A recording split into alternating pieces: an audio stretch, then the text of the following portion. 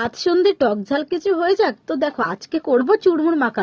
মাসির বাড়ি গেছিলাম, তো মাসির বাড়ি থেকে চুরমুর নিয়ে এসেছি, তাই জন্য আজকে চুরমুরটা করে ফেলছি। প্রথমে আলুটা সেদ্ধ করে নিয়েছি ভালো করে, আলুটা সেদ্ধ করে প্রথমে কেটে নিয়েছি, কিন্তু আমার আলু সেদ্ধ করাটা এতটাই বেশি হয়ে গেছিল যে আলুটা পুরো মনে হচ্ছে কি যে আলু সেদ্ধ মাখছি।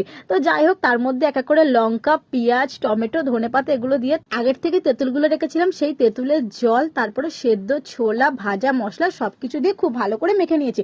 তারপর একে একে ওর উপরে দিয়ে দিয়েছি চুরমুরগুলো ভেঙে ওর উপরে দিয়ে খুব ভালো করে মেখে নিয়েছি। তার মধ্যে একটু নুন দিয়েছি, তো নুন দেওয়ার পরে খুব ভালো করে মেখে নিয়েছিলাম। খেতে কিন্তু খুব দারুণ টেস্টি হয়েছিল।